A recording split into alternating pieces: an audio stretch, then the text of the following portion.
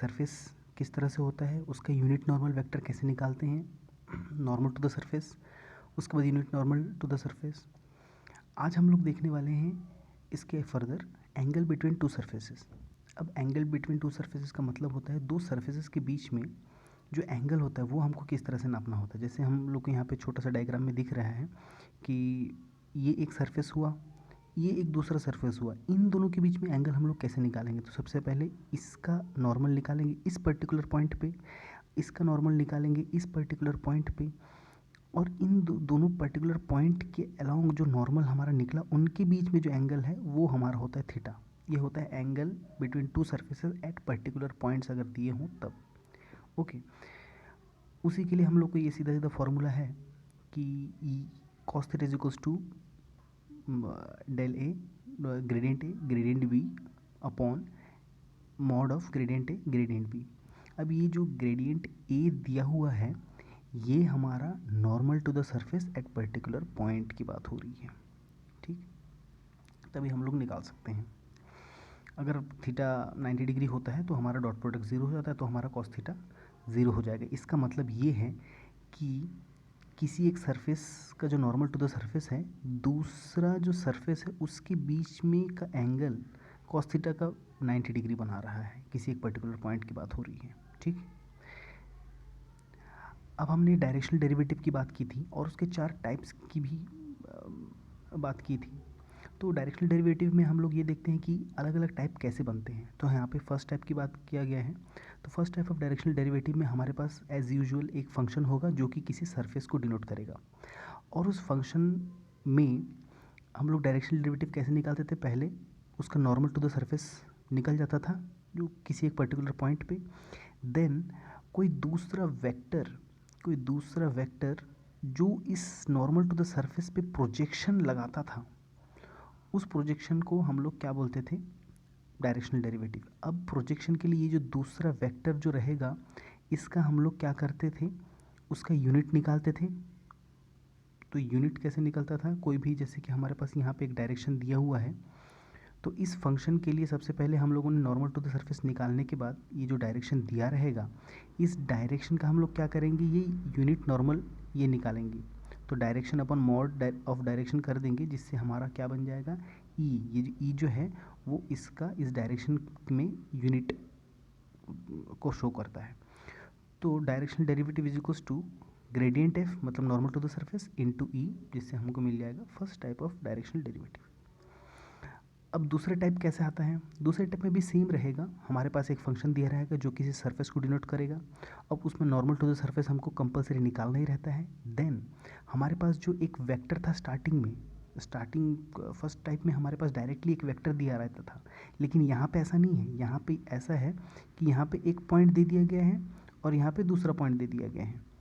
तो इन दोनों पॉइंट्स को मिला के हमको एक वेक्टर पहले बनाना पड़ेगा। तो यहाँ पे देखिए P या फिर Q कुछ पॉइंट दे देगा जिसको हम लोग PQ डायरेक्शन हमको निकालना पड़ेगा। Q माइनस P करेंगे तो हमको डायरेक्शन मिल जाएगा। जैसे ही हमको डायरेक्शन मिल जाएगा A, उस A का हम मॉड A से डिवाइड कर देंगे जिससे हमको मिल जाएगा E, then del gradient F into E कर देंगे जिसके हमको मिल जाएगा डायरेक्शनल डेरिवेटिव।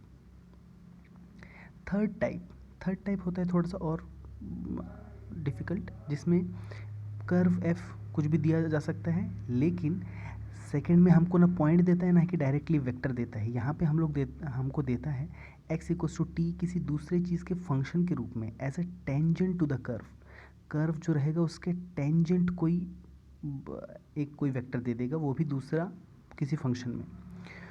तो उस टेंजेंट टू द कर्व को हम लोग क्या करते हैं, tangent A D x upon D T, T के रिस्पेक्ट में जिस चीज़ का फंक्शन है उसके रिस्पेक्ट में हम लोग क्या कर देते हैं, उसका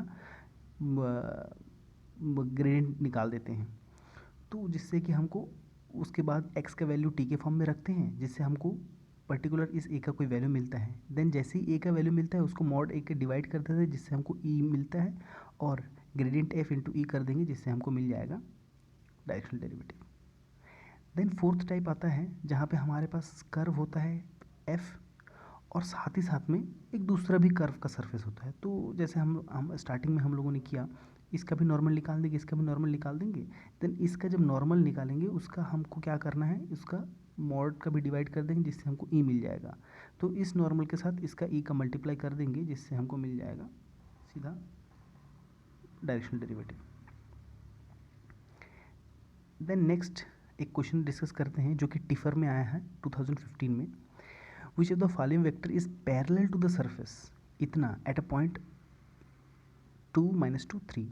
कितना इजी क्वेश्चन है, एकदम बढ़िया है। इसका कॉन्सेप्ट ये रहेगा कि which of the following vectors is parallel to the surface इतना एट अ पॉइंट ये।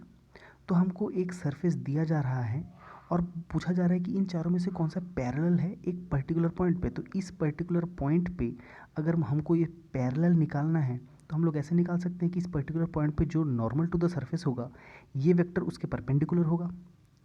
तो हम लोग क्या करते हैं, सबसे पहले इसका नॉर्मल टू द सरफेस निकालते हैं और इस पर्टिकुलर पॉइंट को डिनोट करते हैं जिससे हमको मिल जाएगा इस पर्टिकुलर पॉइंट पे normal to the surface. Then इन चारों में से कौन सा वेक्टर जो इस वेक्टर के साथ दूसरे वेक्टर के साथ 90 डिग्री का एंगल बनाएगा। तो हम लोग ऐसा कुछ कर सकते हैं, जैसे अगर हम लोग इसका नॉर्मल टू द सरफेस निकालने के बाद मान लीजिए ए निकलता है कोई vector normal to the surface, then जो दूसरा वेक्टर इस चारों में से है इसका हम लोग क्या कर सकते हैं, डॉट प्रोडक्ट कर सकते हैं ए डॉट बी जो हमको दे देगा mod A mod B cos theta.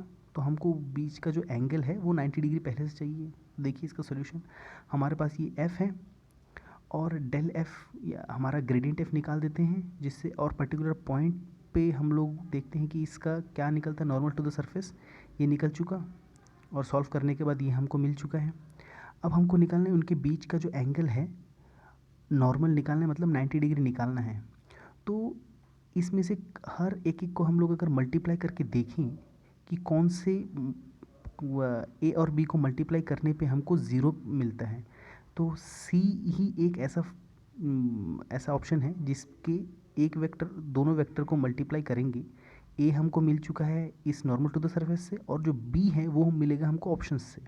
वो ऑप्शन से अगर हम मल्टीप्लाई करते हैं तो सी ही एक ऑप्शन है जिससे हमको ए डॉट बी ज़ीरो मिलता है, जिससे हमारा कॉस थीटा जो है वो 90 डिग्री हमको समझ आता है। तो इसी तरह से हमारा सॉल्यूशन बन सकता है। अब एक दूसरा क्वेश्चन जो आप लोग कर सकते हैं, ये भी टिफर 2013 में आ चुका है। तो इसमें भी एक सरफेस दिया गया है, possible unit tangent to the surface. तो टेंजेंट की बात की गई है, इस पर्टिकुलर पॉइंट पे एक टेंजेंट है।